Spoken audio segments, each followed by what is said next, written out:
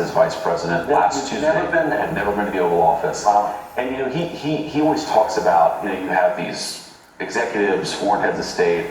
The Oval Office just has a particular power, and I certainly felt it. And it was just amazing to stand in that room. And I remember at the time thinking, I wish that I had something profound to say.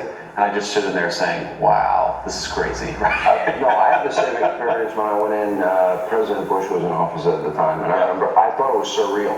I was like, is that really him? Yeah. And it is a special place.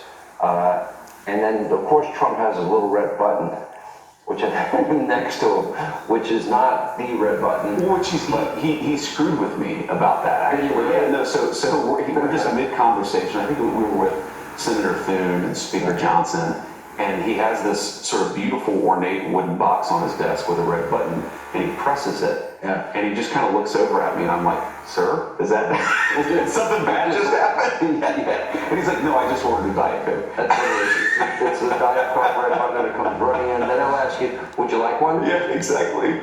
I've known President Trump for over 30 years. Sure. Had a close relationship with him in all those years.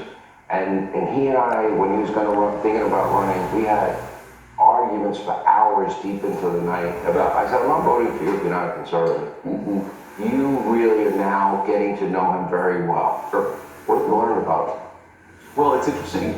One, I've learned that he has the most interesting decision-making process of any person I've ever met.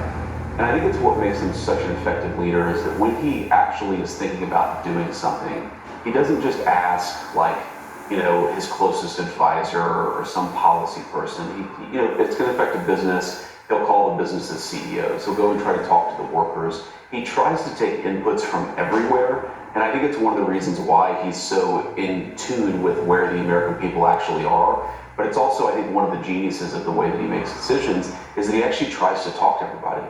And that's something, honestly, I could write a book just about the way that he gathers information from all sources.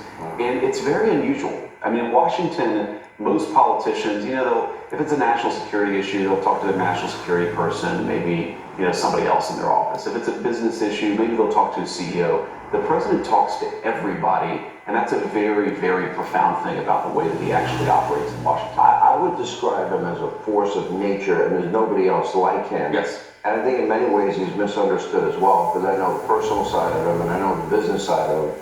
And as we've seen hundreds and hundreds of executive actions, and you've been here barely a little over a week now. Yeah. Well, speed of light. It's speed of light. We've I think accomplished honestly more in 8 days than the entire Biden administration accomplished in 4 years. Of course, the things that we're accomplishing are actually good things, and the things they were accomplishing were mostly bad things. But the president has incredible energy. I mean, this is something you hear other people say about him, and it's hard to really appreciate it until you're up close and personal. I don't know how much he sleeps or if he ever really sleeps. I mean, you'll get phone calls from him. I can answer that. He doesn't sleep a lot. You'll get phone calls at 1 a.m, and he'll just, he'll talk about policy, and he'll talk about your family, and he just, there's something incredibly energetic about him, but you sort of need that, actually. The federal government has become so sprawling, and the bureaucracy is so unresponsive to what the president actually wants to do, that you kind of need somebody in there who's constantly on. It's all gas, no brakes.